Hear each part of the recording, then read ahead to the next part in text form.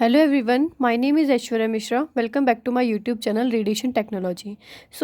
हमने हमारे previous videos में अभी बीम मॉडिफिकेशन डिवाइसेस पढ़ रहे थे। रेडियोथेरेपी का टॉपिक है, जिसमें हमने बता दिया था कि व्हाट इज़ बीम मॉडिफिकेशन, कि बीम मॉडिफिकेशन क्या होता है, उसकी एक रिक्वायरमेंट क्यों होती है, कौन कौन सी डिवाइसेज होती हैं जो कि बीम को मॉडिफाई करने के लिए हम यूज़ करते हैं। उसमें से हम दो डिवाइसेस, शील्डिंग और कंपेंसेशन, हम लोग पढ़ चुके हैं। नेक्स्ट जो डिवाइस का टाइप था वो था वेज फिल्टर्स। ठीक है, तो अब हमारा आज का जो टॉपिक है वेज फिल्टर्स पे बेस्ड है। ठीक है, अगर आपने बी मॉडिफिकेशन के पहले के वीडियोस नहीं देखे हैं, इसके पहले के टाइप के, तो आप मेरे यूट्यूब चैनल पे जाकर के प्लेलिस्ट में सर्च कर सकते हैं। Now next is a wedge filter is a special non uniform absorbing device. कि वेज फिल्टर क्या होता है? एक स्पेशल नॉन यूनिफॉर्म होता है, यूनिफॉर्म नहीं होता। वेज से आपको पता चल रहा है। वेज हम लोग किस चीज़ के लिए यूज़ करते हैं? जो हील्स यूज़ करते हैं ना, हम लोग हील पहनते हैं, तो हील को वेज कहा जाता है। ठीक है, तो ये वेज वेज उसी को कहते हैं, हील को कहते हैं अपन लोग। तो वेज उसी से नाम लिया गया क्योंकि इसमें भी हील होती है। ठीक है, इसकी जो स्ट्रक्चर होती है वो इस टाइप से होती है। ठीक है, तो इसलिए नॉन यूनिफॉर्म है, यूनिफॉर्म तो नहीं है ये, मतलब समान तो नहीं है हर जगह से, एक जगह से मोटा एक जगह से पतला है। तो non uniform absorbing device, absorbing device मतलब ये जो रेडिएशन बीम होती है उसको एब्जॉर्ब कर लेता है। तो it is a special non uniform absorbing device inserted in the path of a beam. की जो रेडिएशन बीम होती है उसका जो पाथ होता है, उसका जो पथ होता है जहाँ से वो आ रही होती है, उसके बीच में उसको इंसर्ट कर दिया जाता है। ठीक है, to modified it's isodose distribution, ताकि जो रेडिएशन बीम का जो भी डिस्ट्रीब्यूशन है वो आइसोडोज का होता है उसको मॉडिफाई करने के लिए। ठीक है, कि पता चल गया वेज फिल्टर क्या होती है? Special non uniform absorbing device. ठीक है, inserted in the path of a beam to modify its isodose distribution. ठीक है, a wedge filter cause a progressive decrease in the intensity across the beam. की wedge filter क्या करता है कि जो बीम की जो इंटेंसिटी होती है, जो बीम रेडिएशन बीम है, उसकी जो तीव्रता होती है उसमें प्रोग्रेसिव डिक्रीज, यानी उसको कम कर देता है किसी एक सर्टेन पॉइंट पर। Which results in tilt of the isodose curve from their normal position. जिससे क्या होता है कि जो आइसोडोज कर्व होता है, आइसोडोज कर्व क्यों बनाते हैं हम? हर बिंदु पर कितनी डोज लग रही है, हर पॉइंट पर, हर पॉइंट की डेप्थ पर कितनी डोज लग रही है, तो वो उसको देखने के लिए हम आइसोडोज कर्व बनाते हैं। तो उसके अंदर क्या होगा? टिल्ट हो जाएगा, झुकाव हो जाएगा। जो नॉर्मल पोजिशन होगी आइसोडोज कर्व की, उससे झुकाव हो जाएगा। मैं आपको इसको एक्सप्लेन करती हूँ क्या होता है। नॉर्मल आइसोडोज कर्व होता है किसी रेडिएशन के लिए, तो वो यूँ होता है, मान लीजिए।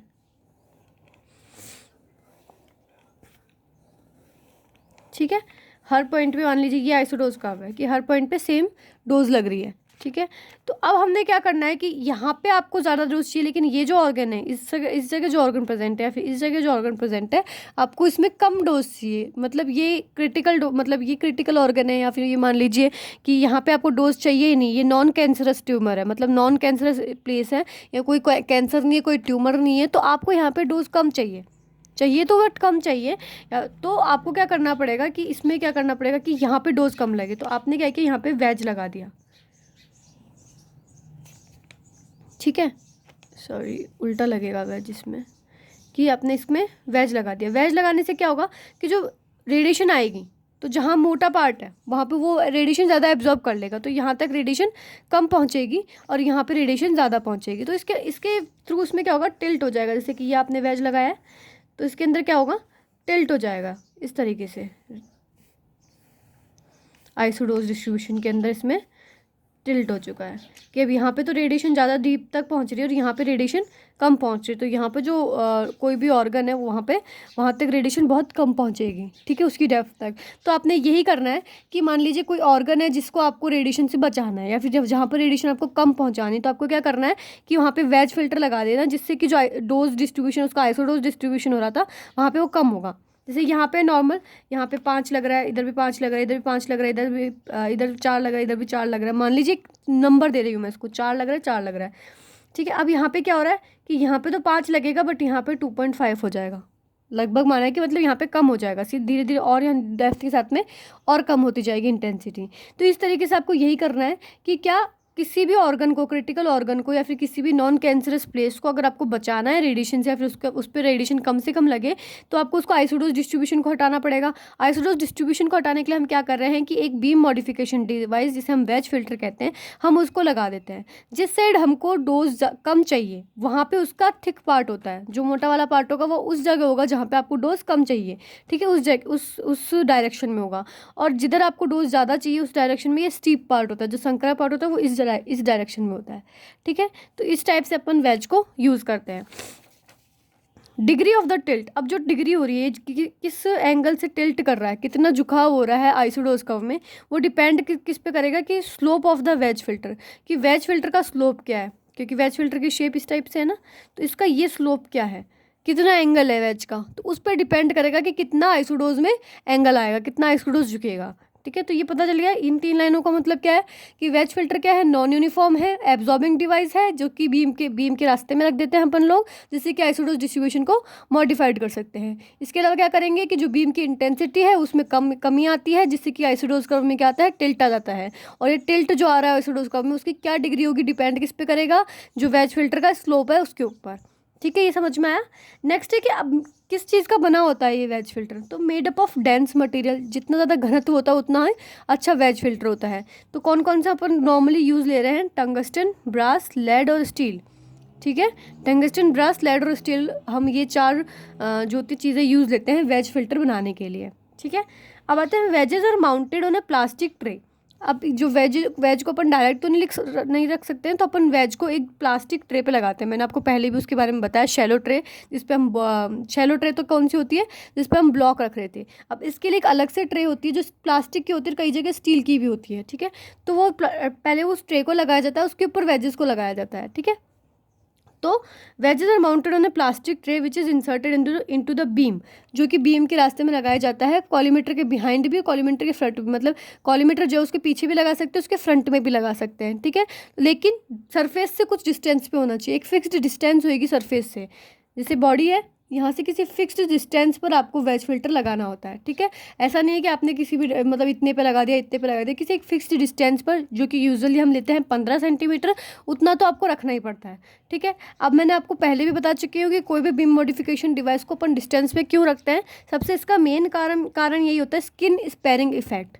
स्किन स्पेयरिंग इफेक्ट मैंने आपको बताया था कि अगर आपने उसको स्किन के पास में रखा है, तो जब वो हाई डेंस मटेरियल है इससे टकराएगा तो इलेक्ट्रॉन्स निकलेंगे, इलेक्ट्रॉन्स आपकी स्किन के अंदर जाएंगे, वहाँ पर वो कुछ एनर्जी डिपॉजिट करेंगे, जिससे कि आपके स्किन में बहुत सारे इफेक्ट्स हो सकते हैं, जैसे कि उसके अंदर रैशेज, ईचिंग, बर्निंग या फिर कुछ भी हो सकता है।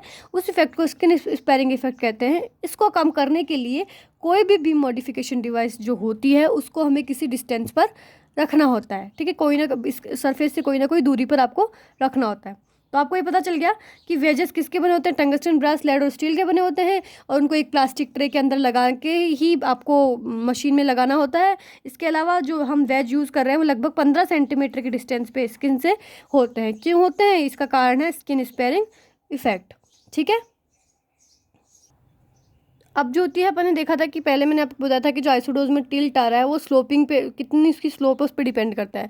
तो एक और चीज़ होती है कि जो स्लोपिंग सरफेस होती है, वेज की जो स्लोपिंग सरफेस होती है, ये तो स्ट्रेट हो सकती है या फिर ये इस टाइप से सिग्मॉइड भी हो सकती है, ठीक है। ये आपको ध्यान में रखना है कि स्ट्रेट भी हो सकती है और सिग्मॉइड भी हो सकती है। मेनली हम स्ट्रेट यूज़ करते हैं क्योंकि सिग्मॉइड की मैन्युफैक्चरिंग में ज़्यादा एक्सपेंसिव होती है ये, ठीक है। अब आता है वेज एंगल। वेज एंगल क्या होता है, ये भी एक इंपॉर्टेंट क्वेश्चन है क्योंकि शॉर्ट नोट्स में भी हमारे आ जाता है एग्जाम में। तो what is wedge angle? Wedge angle refers to the angle through which the isodose curve is tilted with respect to the central ray of the beam at any specified depth। कि wedge angle एक ऐसा angle है जहाँ पे आइसोडोज curve की central रे के, जो हमारी सेंट्रल रे होती है उसके रिस्पेक्ट में आइसोडोज कर्व टिल्ट हो रहा है किसी एक स्पेसिफाइड डेप्थ पर। जैसे कि मान लीजिए ये वेज आपने लगा दिया है, ठीक है, ये आइसोडोज कर्व आपने टिल्ट हुआ है, ये सेंट्रल रे है, ये बीच में से जा रही है जो सेंट्रल रे, किसी एक स्पेसिफाइड डेप्थ पर, ये एक स्पेसिफाइड डेप्थ हमने ले ली है, इस जगह पे ये डेप्थ है, इसके ऊपर आइसोडोज कर्व का कितना टिल्ट है, ये देखिए टिल्ट दिख रहा है आपको, इस टिल्ट को, ये टिल्ट का क्या एंगल है, इसको हम कह दिया हमने वेज एंगल। कि वेज लगाने के बाद में आइसोडोज कर्व का किसी एक स्पेसिफाइड डेप्थ, किसी एक स्पेसिफाइड गहराई पर, विशेषीकृत गहराई पर सेंट्रल रे के रिस्पेक्ट में कितना टिल्ट हुआ है, कितने एंगल से वो झुका है, उसे हम वेज एंगल कहते हैं, ठीक है। ये हो गया वेज एंगल। आपको इसको बहुत अच्छे से समझना है, कुछ भी नहीं है कि आइसोडोज कर्व को टिल्ट कराना है 10 सेंटीमीटर पे, वो कितना टिल्ट हो रहा है सेंट्रल रे से, ठीक है। जो मैंने बोला ना स्पेसिफाइड डेप्थ, हम यूजुअली उसको 10 सेंटीमीटर लेते हैं, ठीक है। ये डेप्थ क्यों इंपॉर्टेंट है, क्योंकि जितनी ज़्यादा डेप्थ अंदर जाती जाएगी टिल्ट क्या हो जाएगा उतना ही ज़्यादा होता जाएगा, ठीक है। तो ये डेप्थ हमने यूजुअली हम लेते हैं 10 सेंटीमीटर, ठीक है। इसके ऊपर जो एंगल होता है उसे हम वेज एंगल कहते हैं, ठीक है। समझ में आया? कोई भी आइसोडोज का हुआ है 10 सेंटीमीटर जाने पर सेंट्रल रे से जितना झुक रहा है उस जिस एंगल से झुक रहा है उसे वेज एंगल हमने कह दिया है, सिंपल। ओके, अब देखिए नेक्स्ट, अब हमने देख चुके हैं वेज एंगल क्या है, अब आगे देखते हैं। A single wedge always gives non uniform dose distribution, कि जो सिंगल वेज होता है वो हमेशा नॉन यूनिफॉर्म डोज डिस्ट्रीब्यूशन देता है। हालांकि वो काम तो कर देता है जो हमें चाहिए, मतलब क्या कि आपको जो क्रिटिकल ऑर्गन को उसको कम डोज देनी है ना किसी एक ऑर्गन को, और किसी उसी ऑर्गन की दूसरी साइड पे आपको ज़्यादा डोज देनी, वो काम तो सिंगल वेज भी कर देगा, बट वो नॉन यूनिफॉर्म डोज डिस्ट्रीब्यूशन देखा, जैसे कि आपने देखा ना आइसोडोज टिल्ट हो जाता है तो नॉन यूनिफॉर्म डोज डिस्ट्रीब्यूशन है। बट इसलिए हमने क्या करा कि एक पेयर ऑफ वेज हमने यूज़ किया है, कि वेज का एक पेयर आपको यूज़ करना है, एक सिंगल वेज से काम नहीं बन रहा है, तो आपने दो जोड़, एक पेयर का एक मतलब वेज का एक जोड़ा यूज़ किया आपने, जिससे कि डोज डिस्ट्रीब्यूशन भी यूनिफॉर्म रहे। ठीक है, in doing so the dose to the, अब मैं आपको इसमें समझाती हूँ कि जैसे कि आपने एक यूज़ किया, ठीक है, तो इसके अंदर आइसोडोज के अंदर जो टिल्ट आ रहा है, ठीक है, वो ऐसा नहीं कि यहाँ पे तो रेडिएशन कम हो गई बट यहाँ पे भी आइसोडोज डिस्ट्रीब्यूशन नहीं है ना, इस जगह भी जो आइसोडोज डिस्ट्रीब्यूशन होना चाहिए वो नहीं है। तो इसके लिए हमने क्या किया, दो यूज़ कर रहे हैं। जैसे कि हमने क्या करा, एक हमने लगा दिया इस साइड में और एक हमने लगा दिया है इस साइड में। दो अपने आइसोडोज दो हमने वेजेस यूज़ किए हैं। तो अब इससे जो आएगा, जो ग्राफ आएगा, ठीक है, तो उसमें अब आइसोडोज डिस्ट्रीब्यूशन आएगा। जैसे कि आपको नॉर्मली मैं समझाऊं कि इसके अंदर आपने ये वेज फिल्टर लगा दिया और यहाँ पे आपने ये वेज फिल्टर लगा दिया है, ठीक है, तो क्या होगा, यहाँ पे बिल्कुल ही कम होगा, यहाँ पे बढ़ेगा, यहाँ पे बढ़ेगा, यहाँ पे कम होगा, इस टाइप से ये डायरेक्शन होगी। और ये कभी कभी ओवरलैप होते हैं तो ये यहाँ पे एक आइसोडोज डिस्ट्रीब्यूशन सा मिलता है। वैसे जैसे भी कभी भी जब हम पेयर लगाते हैं तो उसको इस तरीके से नहीं लगाते हैं, स्ट्रेट नहीं लगाते हैं, हम उनको किसी ना किसी एंगल पे लगाते हैं इस तरीके से, ठीक है। तो जो डोज डिस्ट्रीब्यूशन होता है वो इसी टाइप से बैठता है, जैसे कि ये फिर इस टाइप से जाता हुआ इसी टाइप से यहाँ से आता है, यहाँ पे क्या होगा, इस टाइप से जाएगा, ठीक है। और तो यहाँ पे जो सेंट्रल पे जो इस जगह जो होगा, इस जगह आइसोडोज डिस्ट्रीब्यूशन मिलेगा आपको, कि यहाँ से मान लीजिए 80-80 आ रहा है, यहाँ से 20-20 आ रहा है, तो पूरा आपको 100% यहाँ पे मिल जाएगा। तो क्या करना है आपको, आइसोडोज डिस्ट्रीब्यूशन के लिए एक वेज काम नहीं करेगा, आपको दो वेज को लगाना पड़ेगा किसी डायरेक्शन के अंदर, ठीक है। तो आपने इसको किसी डायरेक्शन के अंदर लगा दिया है। यहाँ पे जो आइसोडोज कर्व का जो रीजन है, कुछ ना कुछ रीजन जो होगा ओवरलैप होगा, अध्यारोपित होगा, ठीक है, कि यहाँ से जो आएगा इस वाले वेज से जो आइसोडोज निकलेगा और इस वाले वेज से जो आइसोडोज निकलेगा, उसका जो आइसोडोज का वो होगा, वो सेंटर पे क्या होगा, अध्यारोपित होंगे। ये दोनों फील्ड क्या होंगे, एक दूसरे के साथ क्रॉस मैच होंगे इस तरीके से, है ना, ये फील्ड में। तो यहाँ जहाँ पर ये ओवरलैपिंग हो रही है इस प्लेस को हम कहते हैं plateau region.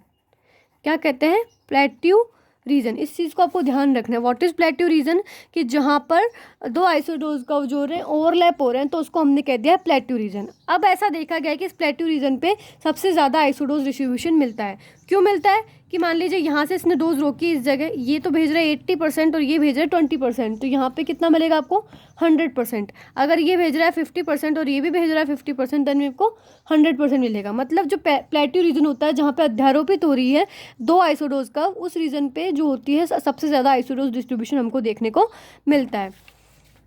The dose is more uniform at the plateau region. मैंने आपको बताया सबसे ज़्यादा यूनिफॉर्म डोज कहाँ मिलेगी, प्लेट्यू रीजन पे, जो कि डिपेंड किस किस पे कर रही है, hinge angle, wedge angle and separation of wedge. अब मैं आपको समझाती हूँ व्हाट इज़ वेज। आपको पता है वेज एंगल तो मैंने आपको बता दिया, आइसोडोज का के 10 सेंटीमीटर पे जितना टिल्ट हो रहा है आइसोडोज का, उसे कहते हैं wedge angle. But what is hinge angle, जब आपने दो इस टाइप से आपने ब्लॉक्स लगाए हैं, ठीक है, तो जो वो डिस्ट्रीब्यूशन देंगे उसके हिसाब से जो ये सेंटर है, सेंट्रल रे के बेसिस पे जो यहाँ पे आपको एंगल मिलेगा, ये सेंट्रल रे, इसके अक्रॉस वेज के सेंटर से जो रे जाएगी, ये जो आपका यहाँ पे जो एंगल होगा, इस एंगल को हम कहते हैं फाई, वेज एंगल। मतलब दो वेजेस आपने लगाए, सेंटर रे की एक इस साइड लगाया, एक इस साइड लगाया, तो इन दोनों वेजेस का जो सेंटर की इनकी जो सेंट्रल रे है, इनकी जो सेंट्रल रे एक बिंदु पर जहाँ इंटरसेप्ट होती है, जहाँ टकराती है, उस एंगल, वो जो एंगल होता है उसे कहते हैं हम फाई,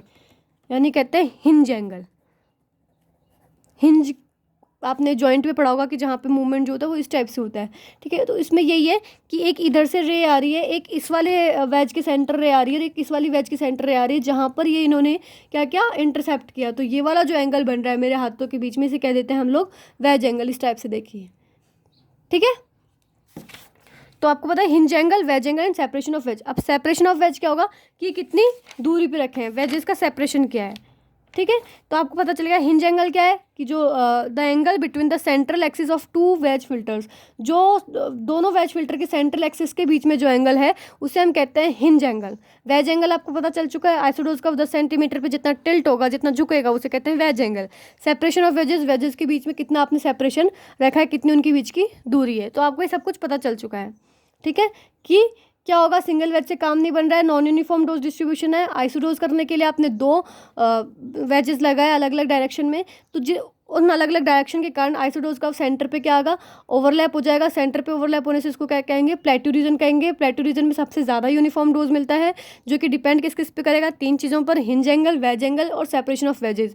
हिंज एंगल आपको पता है, दोनों वेज के जो सेंट्रल एक्सिस है उनके बीच में जो एंगल होता है उसे हिंज एंगल कहेंगे। वेज एंगल उसको कहेंगे जिससे आइसोडोज का टिल्ट हो रहा है 10 सेंटीमीटर पर। सेपरेशन ऑफ वेजेस वो हो जाएगा जो वेजेस के बीच की दूरी है। ये आपको इतना पता चल चुका है। अब वेज एंगल और हिंज एंगल में एक रिलेशनशिप होता है जो कि हमारे लिए इंपॉर्टेंट है।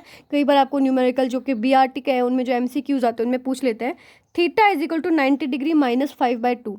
थीटा क्या है, वेज एंगल, फाई क्या है यहाँ पे, हिंज एंगल। तो ये आपको ये रिलेशनशिप थोड़ा सा याद रखना है। तो ये हमारे होते हैं वेज फिल्टर क्या हुआ, what is wedge angle, what is hinge angle, ये आपको सब कुछ पता चल चुका है। अब हमको वेज के टाइप्स देखने अलग अलग, हम रेडियोथेरेपी मशीन में अलग अलग वेज के टाइप्स यूज़ करते हैं, वो हम हमारे नेक्स्ट वीडियो में देखेंगे। इस वीडियो से रिलेटेड अगर आपको कोई भी डाउट है तो आप कमेंट सेक्शन में कमेंट करके मुझसे पूछ सकते हैं, ठीक है। Thanks for watching.